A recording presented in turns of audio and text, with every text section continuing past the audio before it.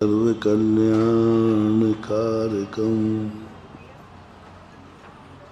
प्रधानं सर्वधर्माणां दीनं जयतु शासनं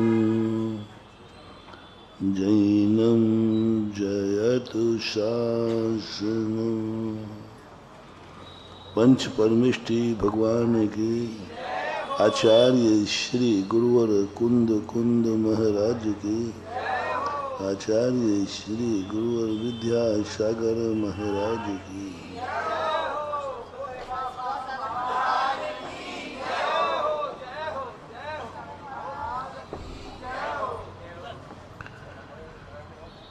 नियत की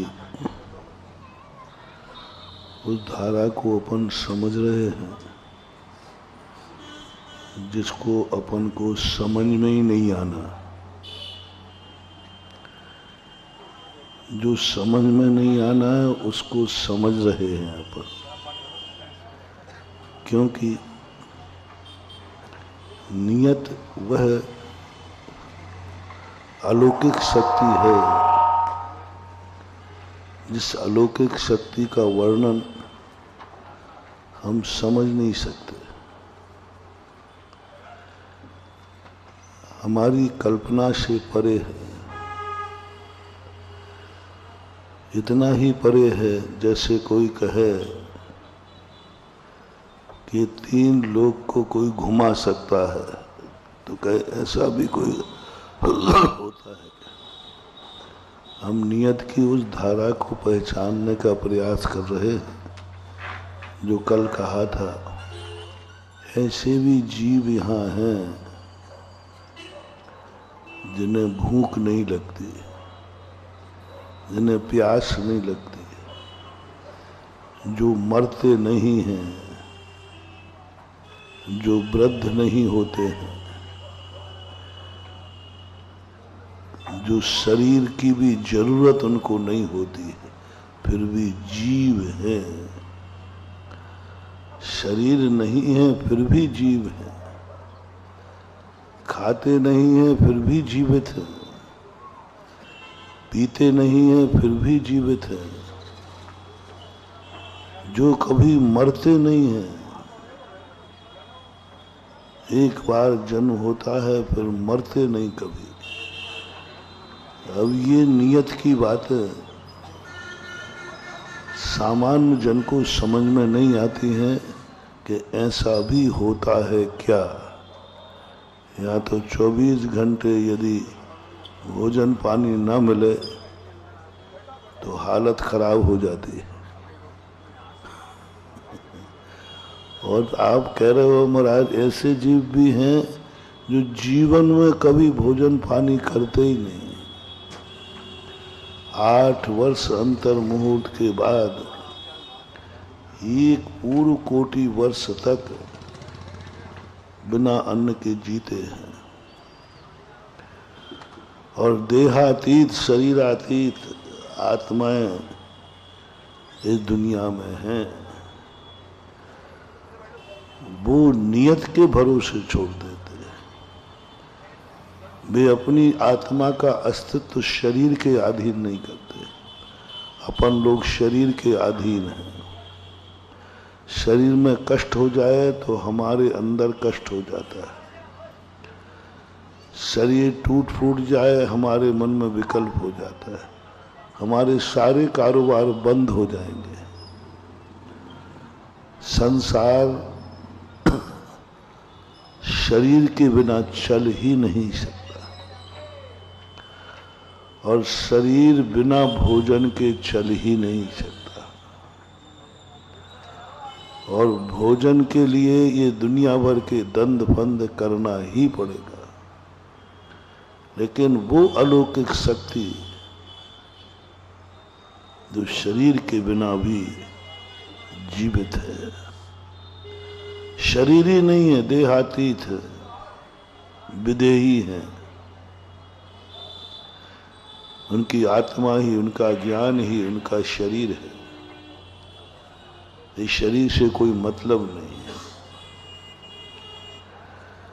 और उन्होंने कहा था जब शरीर ही नहीं है तो रोटी की जरूरत नहीं, पानी की जरूरत नहीं। आत्मा बूढ़ी नहीं होती, शरीर बूढ़ा होता है। आत्मा नहीं मरती है, शरीर का संबंध मरता है। कौन मरता है? संबंध मरता है। तो इससे सिद्ध है कि हम ना तो शरीर से मतलब है हमें, ना आत्मा से मतलब है, संबंध मर जाता है। अब बोलो कितनी बड़ी हमारा स्वार्थ है। हमें शरीर से मतलब नहीं, तुम इसको जला दो, राख कर दो। आत्मा से मतलब नहीं, हमें मतलब है कि वो भली जिंदा है। जैसे आपके घर का कोई व्यक्ति को कहें कि भाई आप क्यों रो रहे हो? बोले मेरे पिता मर गए। महिला से पूछा आप क्यों रो रहे हो? मेरा पति मर गया।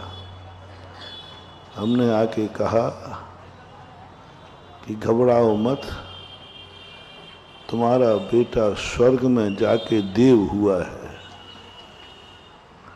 बहुत सुखी है, बहुत अच्छी तरह से है, यहां से बहुत सुखी है।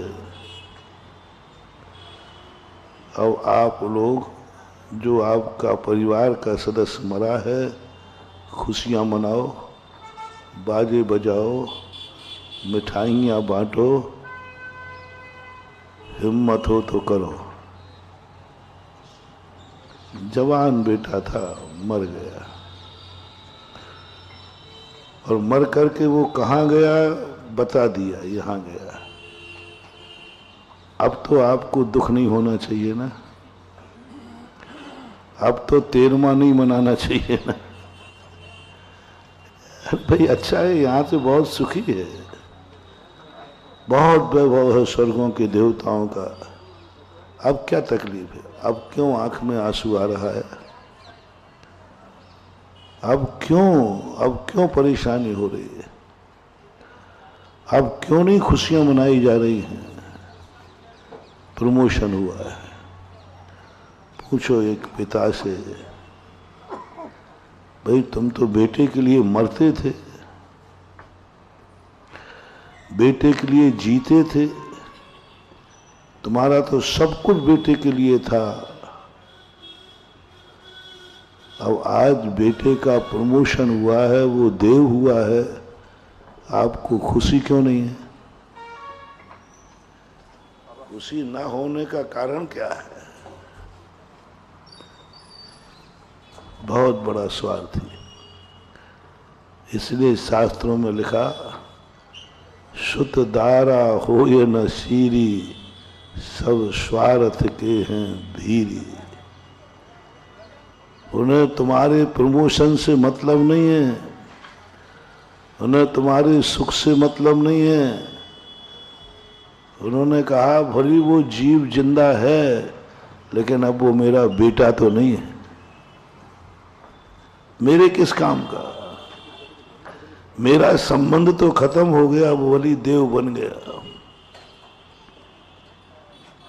पत्नी कहती है कि भली वो देव बन गए, लेकिन मुझे क्या मतलब है? मेरा संबंध तो खत्म हो गया, मैं तो विधवा हो गई ना। भली उनका प्रमोशन हुआ है। पति के प्रमोशन होने पर भी उस नारी को उस पति की खुशी नहीं है, वैधव्य की अनुभूति हो रही है, विधवा पने की अनुभूति हो रही है।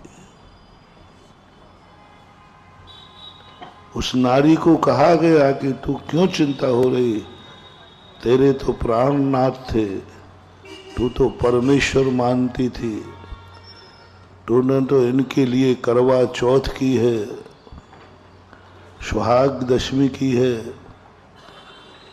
तू तो महाराज से भी कहती थी, महाराज यही मेरा सुहाग है, ये सुखी हैं तो हम सुखी हैं। नारियां बहुत जम के बोलते हैं, अरे नहीं सब पति ही सब कुछ है, ये है, परमेश्वर कह दिया भारत में। तो थोड़ी सी परीक्षा होते ही पति सुखी है तुम्हारा, स्वर्ग में देवता हुआ है। बोलो महानुभाव, सब लोग बोलना, माताओं महिलाओं भी बोलना। तुम्हारे घर का सदस्य, तुम्हारा पति, तुम्हारा बेटा, तुम्हारा भाई स्वर्ग में देवता हुआ है, बहुत सुखी है, पक्का एड्रेस है, भगवान ने आके कहा है। तो बोलो, नारी को पति मर करके देव हुआ, उसके सुख की अनुभूति होगी कि अपने विधवा होने की अनुभूति होगी।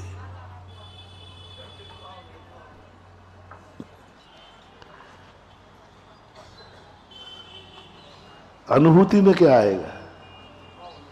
बहुत बड़ी बात है। अनुभूति क्या कहेगी? हम लाख समझा दे में उसको विधवा पने की अनुभूति होगी। भले वो देव बन गए तो क्या हुआ, मैं तो विधवा हो गई। इससे ये अनुमान हम साधु संत लगाते हैं कि तुम्हें उस व्यक्ति से मतलब नहीं है, तुम्हें अपने संबंध से मतलब है।